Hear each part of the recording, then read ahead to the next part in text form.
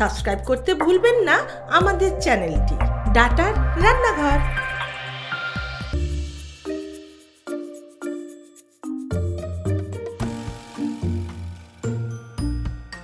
নমস্কার, আমি মিঠু মল্লিক। ডাটার রান্নাঘরে আমি আজকে একটা নতুন রেসিপি নিয়ে এসেছি কড়াইশুঁটির, যেটা হলো কড়াইশুঁটির কোফতা কারি। এই কড়াইশুঁটির কোফতা কারি আমি কিভাবে রান্না করব আর কী কী উপকরণের প্রয়োজন এই কড়াইশুঁটির কোফতা কারি, চলুন সেটা দেখে নিই।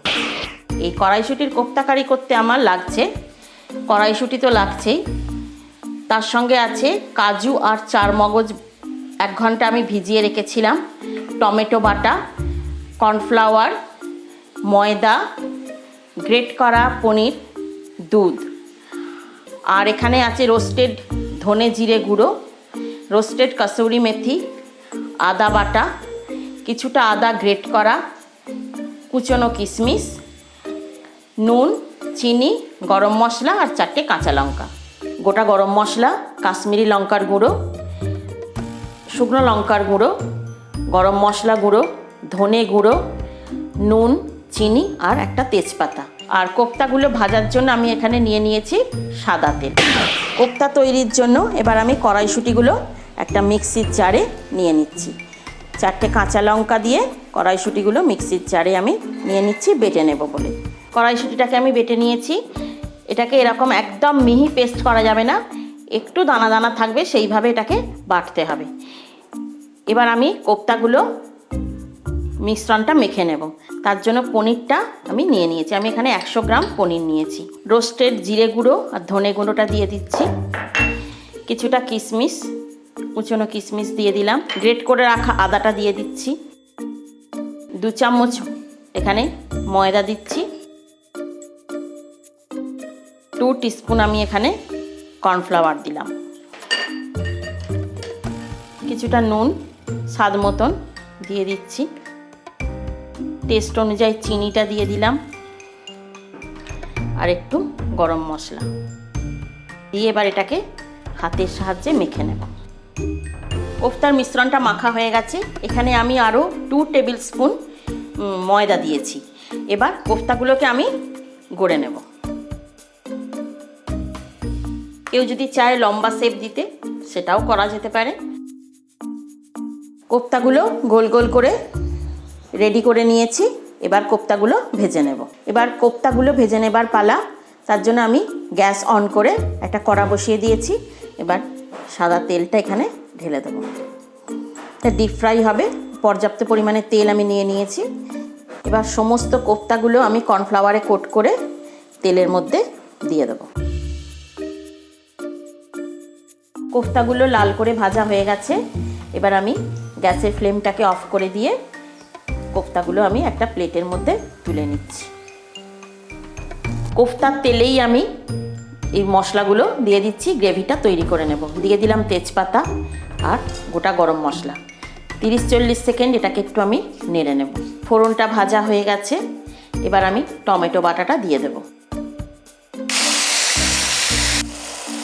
এখানে টমেটোটাকে আমি 30-40 সেকেন্ড ফ্রাই করে নেব।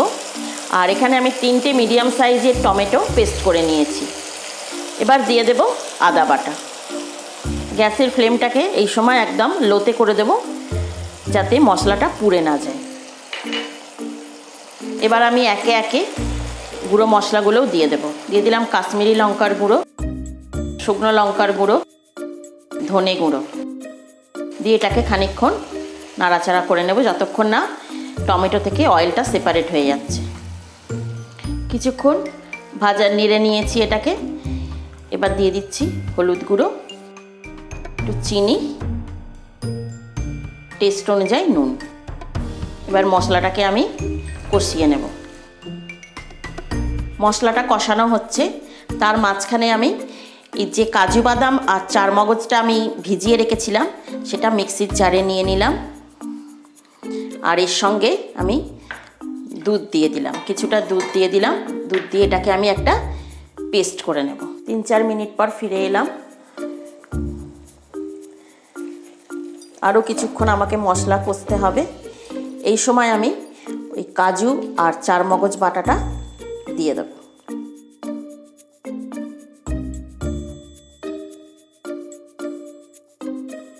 5 মিনিট বাদে ফিরে এলাম। মশলাটা তেল থেকে সেপারেট হয়ে গেছে। এই সময় আমি এখানে একটু ফ্রেশ ক্রিম ব্যবহার করছি। এটা একদমই অপশনাল, যেহেতু আমি নিরামিষ রান্না করছি তাই এখানে দিচ্ছি, কেউ চাইলে এটাকে স্কিপ করতে পারে। এবার এখানে আমি জল দিয়ে দেবো। গ্রেভিটা ফুটে উঠলে আমি কোপ্তাগুলো দিয়ে কিছুক্ষণের জন্য চাপা দিয়ে দেবো। গ্রেভি ফুটে উঠেছে, এবার আস্তে আস্তে আমি কোপ্তাগুলোকে এর মধ্যে দিয়ে দেবো।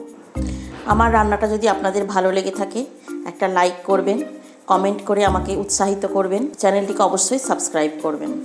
এবার গ্রেভিটা ফুটে উঠেছে, এবার আমি 3-4 মিনিটের জন্য এটাকে চাপা দিয়ে গ্যাসের ফ্লেমটাকে মিডিয়ামে করে রান্না করব। 3-4 মিনিট পর ফিরে এলাম। কড়াইশুঁটির কোফতা কারি একদম রেডি হয়ে গেছে। গ্যাসের ফ্লেমটাকে অফ করে দিলাম। এবার আমি গরম মশলাটা উপর থেকে ছড়িয়ে দেবো। যেহেতু নিরামিষ রান্না সেই জন্য এখানে আমি একটু ঘি দিচ্ছি। ড্রাই রোস্ট করে রাখা কসুরি মেথিটা হাতে রগড়ে নিয়ে একটু দিয়ে দিলাম। এবার এই কড়াইশুঁটির কোফতা কারি আমি সার্ভিং বলে নিয়ে সার্ভ করে দেবো। আমি একটু ফ্রেশ ক্রিম ছড়িয়ে একটু গার্নিশ করে দিচ্ছি। আর এটা ভাত, রুটি, পরোটা, লুচি, ফ্রাইড রাইস, পোলাও সবের সাথেই খুব ভালো যায়। তৈরি হয়ে গেল আমার আজকের রেসিপি কড়াইশুঁটির কোফতা কারি। আপনি কি হতে চান ডাটার রান্নাঘরের সদস্য? আপনার বিশেষ রেসিপিটা সব বন্ধুদের সাথে শেয়ার করতে চান?